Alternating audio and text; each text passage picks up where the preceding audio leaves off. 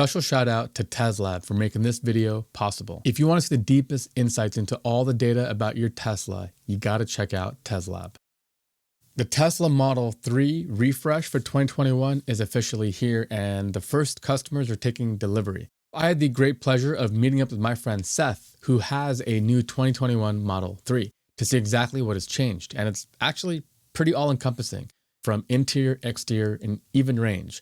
So let's jump right into what has changed. So first of all, the cars actually have better range. Of course they do. They keep on getting better at this. The standard range plus cars go from 250 miles to 263 miles. The Tesla Model 3 Performance, which is what I have, goes from 299 to 215 miles. And one of the ways they're able to do this is because they now have adopted the heat pump for heating the car, just like in the Tesla Model Y. So the technology that they keep improving continually gets into all their other models, which is a really great move for any car company. And you love to see that. Unless, of course, you have a 2020 Model 3 and you don't get it. But yes, the Octovalve and the heat pump is now officially in the Model 3. Speaking of heating, the steering wheel is also now heated.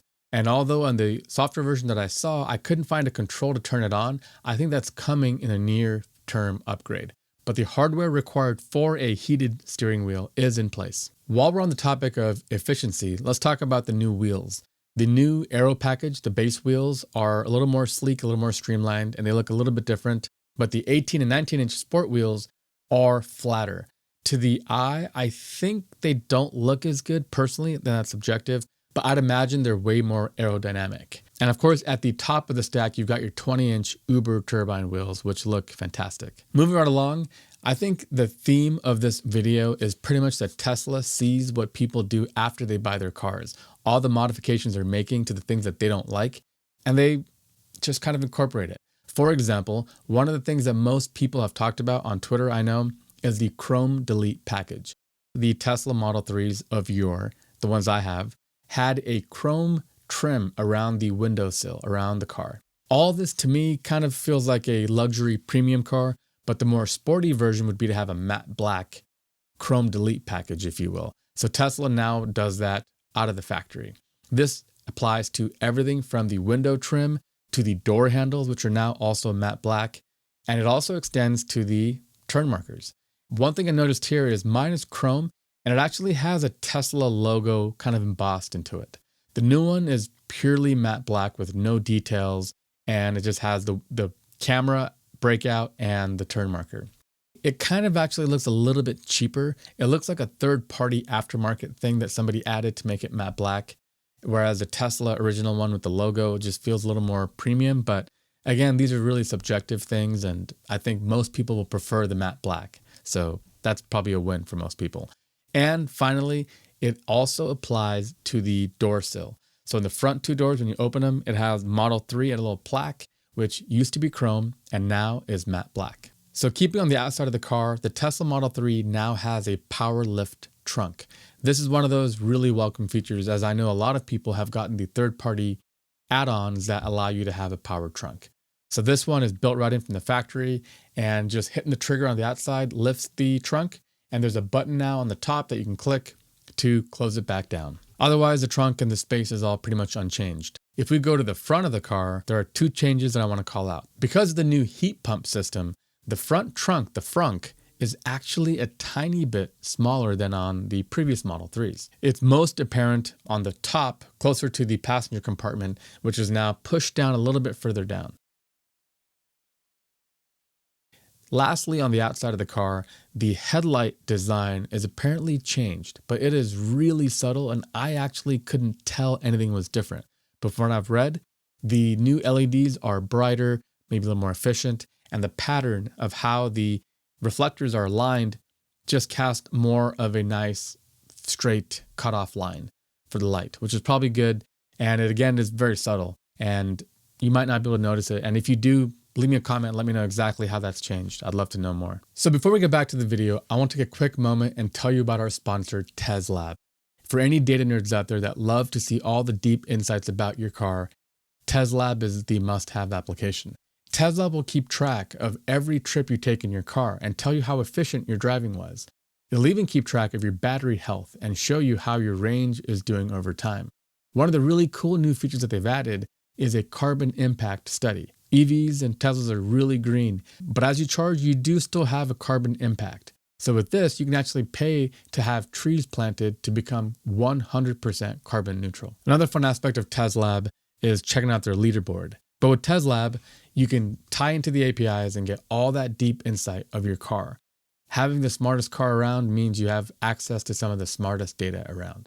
And with TesLab, you can track all of it. So get started today at teslab.app/2bit.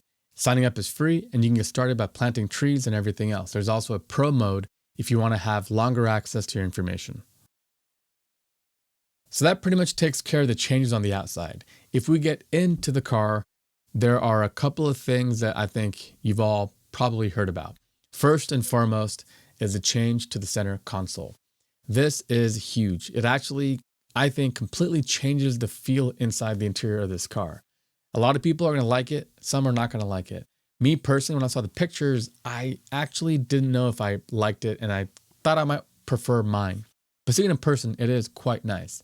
What's really nice is where they have the phones now, they have wireless charging built in. So you don't have to have any sort of a pad or any third-party accessories. You have the wireless charging built in.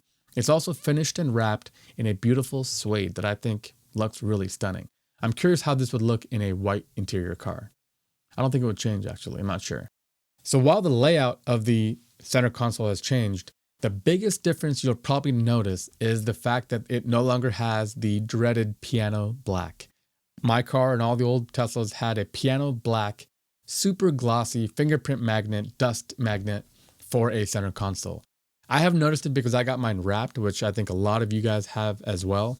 But if you have the piano black, you know just how quickly it'll get dirty and just look really bad. The new ones have a much more of a matte finish, and I think it'll hold up much better.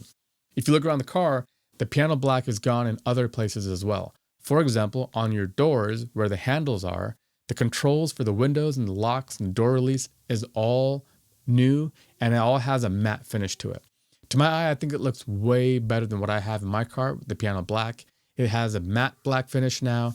And one other thing I noticed is a lot of companies have started making stickers that you can put on the door release buttons, because the original Model 3s had just a dash of a line, and nobody, if they didn't know any better, could figure out how to open the doors on my car.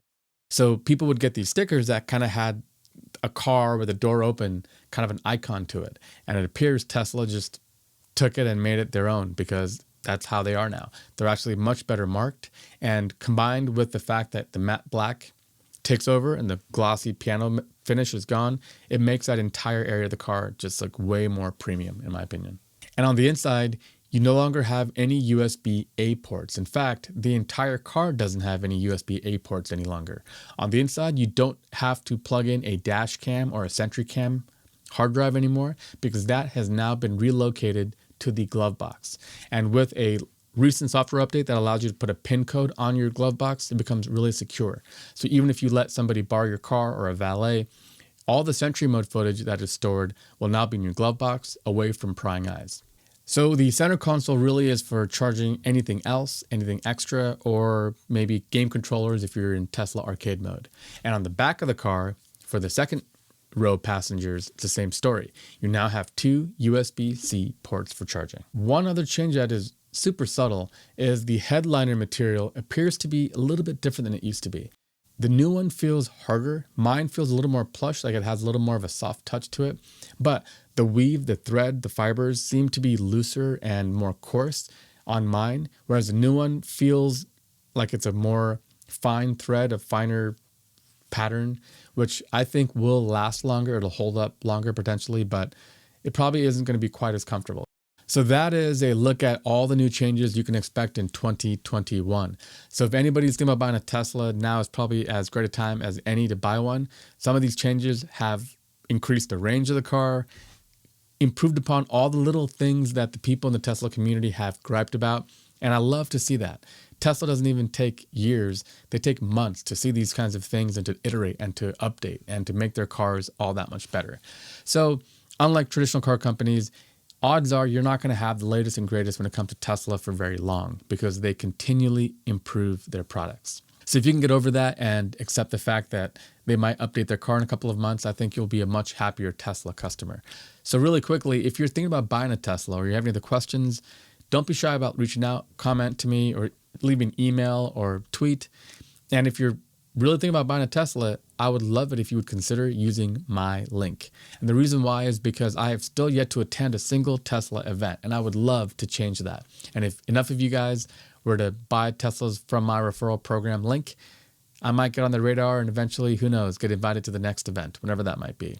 All right, well, that pretty much does it, guys. Thank you so much for watching. A huge shout out to all of our patrons on Patreon. Your support makes this show possible. And if you want to be a rock star supporter of this show, please consider becoming a patron. That pretty much does it. Don't forget to subscribe and like this video if you liked it. Share it if you think others will find it helpful.